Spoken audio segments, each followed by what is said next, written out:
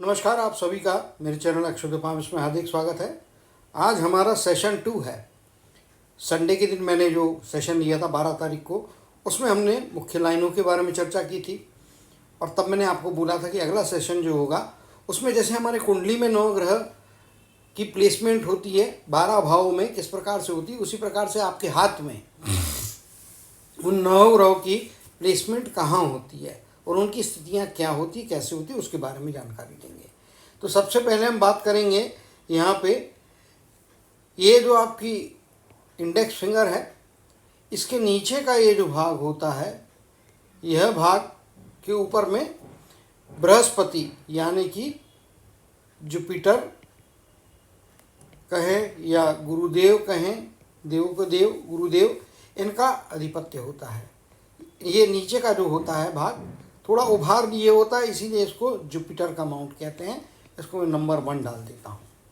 इसके बाद में हम बात करेंगे ये जो मिडिल फिंगर होती है, इसके नीचे का ये जो भाग होता है, यहाँ पे यदि उभार हो ना हो मैटर अलग होता है, लेकिन ये वाला भाग जो होता है वो नंबर 2 में लिख देता हूँ। यह शनिदेव यानी कि सैटर्न को रिप्रेजेंट करता है। तो नंबर 2 का जो ये यहाँ पे राउंड बनता है या माउंट होता है, इसको सैटर्न का माउंट कहते हैं।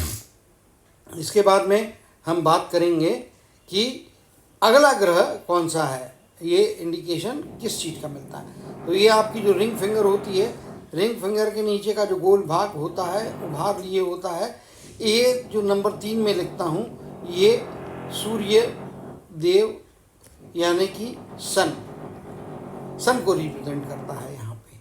तो ये नंबर 3 मैंने यहाँ पे डाल दिया। नंबर 4 पे आ जाते हैं। जो आपकी लिटिल फिंगर होती है, उसके नीचे का ये जो भाग होता है, यहाँ पे कि नंबर 4 में लिख देता हूँ।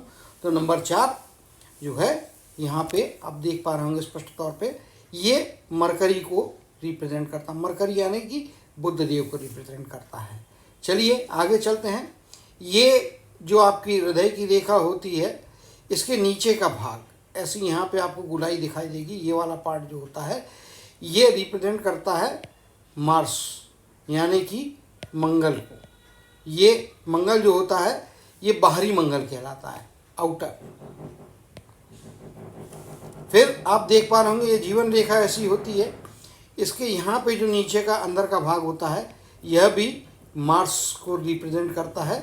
इसको इनर मार्स कहते हैं, अंदरूनी मार्स, अंदर का मार्स या अंदर का मंगल, आंतरिक मंगल कहते हैं। इसके पश्चात आगे चलते हैं। यहाँ पे ये जो भाग होता है, अंगूठे के नीचे या अंगूठे के साइड से अलग अलग परिस्थितियों में, ये वाला भाग जो होता है, ये शुक्र यानी कि वीनस को रिप्रेजेंट करता है। ये 5 नंबर, ये हो गया 6 नंबर, और ये नंबरिंग हट जाएगी। ये 5 नंबर और 6 नंबर मार्स है। 7 नंबर पे आपका वीनस होता है। ये यहाँ पे फिर ये वाला भाग जो होता है, ये इस प्रकार से ये वाला भाग आपका कहलाता है चंद्र यानी कि मून। ये मून को रिप्रेजेंट करता है। अभी तक आपने देखा होगा सभी ग्रहों को, मंगल को छोड़ के एक एक स्थान या एक एक माउंट मिला हुआ है। सिर्फ मंगल देव को 2 माउंट मिले हैं, क्योंकि वे सेनापति होते हैं। इसीलिए उनकी आंतरिक ऊर्जा और उनकी बाह्य ऊर्जा, इसके कारण में उनको 2 स्थान दिए गए हैं।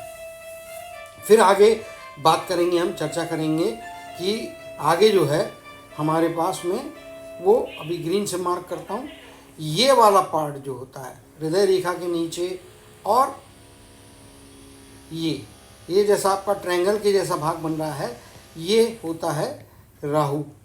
यहाँ पे राहु रिप्रेजेंट होते हैं। ये आपका राहु 9 नंबर डाल देता हूँ। अब बात कर लेंगे यहाँ पे नीचे की तरफ। तो ये नीचे का जो पोर्शन होता है आपके मणिबंध के ऊपर, और चंद्र, और ये चंद्र का ये भाग है, यह आपका शुक्र का भाग है। इसके बीच में जो डाउन वाला या नीचे का जो ट्रायंगल होता है, ये ट्रायंगल आपका केतु, इनको रिप्रेजेंट करता है। इसको मैं 10 नंबर डाल देता हूँ। ठीक है, तो यहाँ पे अब हम आ जाते हैं, जो है आपका 5 नंबर और ये 6 नंबर, 5 और 6, ये हो गया मार्स। फिर ये जो 7 नंबर है, 7 नंबर वो हो गया आपका वीनस यानी कि शुक्र। 8 नंबर ये वाला जो है, 8 नंबर हो गया मून।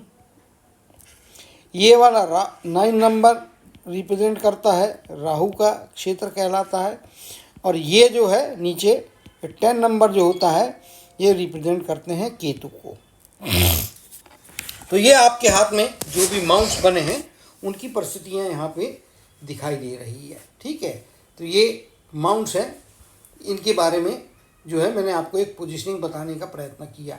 अब ये माउंट्स की परिस्थितियाँ कैसे होती है, अगर अच्छा उभार लिया है कोई भी माउंट तो वह ग्रह आपका मजबूत कहलाएगा।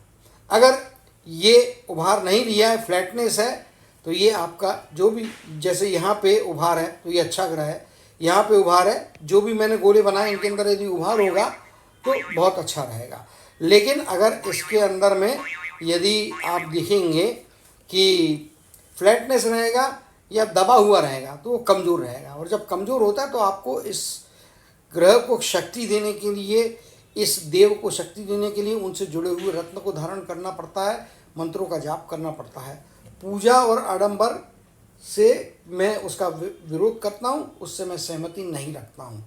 अधिकतम आपको यदि लेना है ट्रीटमेंट तो रत्नों का लीजिए, वो भी ऑल्टरनेटिव रत्न यदि मिलते हैं संबंधित ग्रहों के तो वो पहनिए। उससे आपको निश्चित तौर पे आपकी तकलीफ कम होगी ऐसा नहीं है, लेकिन उसमें कुछ परसेंटेज का रिडक्शन आएगा, उसकी इंटेंसिटी कम होगी। जो तकलीफ है डेस्टिनी में लिखी वो तो कभी चेंज नहीं होने वाली है। तो उम्मीद करते हैं कि जो डेस्टिनी ने हमको दिया है उससे फाइट करने के लिए हम किन चीज़ों का सहारा ले सकते हैं, कैसे अपने आप को ताकतवर बना के उस परिस्थिति को पार करने का, सक्सेसफुली पार करने का प्रयत्न कर सकते हैं, इनकी जानकारियाँ लाइनों के अलावा आपके हाथ में ये जो माउंट्स बने होते हैं जो कि मैंने 1 से 10 के फॉर्म में यहाँ पे लिखे हैं, वो अलग अलग क्षेत्रों के हिसाब से अलग अलग रत्न धारण करके, मंत्रोच्चार करके आपके जो वीकनेस है उसको कुछ हद तक रिकवर या रिपेयर करने का प्रयत्न कर सकते हैं, लेकिन डेस्टिनी को चेंज नहीं कर सकते हैं। तो उम्मीद करता हूँ कि आप सभी के हाथ में अच्छी ग्रहों की स्थितियाँ होंगी और जिनके हाथ में वीक होगी वो मुझे ऊपर दिए हुए इस नंबर के ऊपर में कांटेक्ट करके कंसल्टेशन ले सकते हैं। निश्चित तौर पे व्हाट्सएप के थ्रू अपने हाथ का फ़ोटो भेज के मुझसे जुड़ सकते हैं और उनकी तकलीफ़ों के बारे में या भविष्य की संभावनाओं के बारे में जानकारी एक कंसल्टेशन के थ्रू प्राप्त कर सकते हैं। तो उम्मीद करता हूँ कि ये वीडियो भी आपके नॉलेज में कुछ ऐड करने वाला आपको प्रतीत होगा, महसूस होगा। और अगर ये वीडियो आपको अच्छा लगता है तो इसे लाइक कीजिए, शेयर कीजिए, हमारे चैनल को सब्सक्राइब कीजिए ताकि आगे आने वाली वीडियो की जानकारी आपको एडवांस में ही प्राप्त हो सके। मेरा ये टेलीकास्ट आपने देखा उसके लिए बहुत बहुत धन्यवाद, बहुत बहुत आभार। आपसे शुभ दीपावली कहते हुए इस वीडियो से मैं विदा लेता हूँ।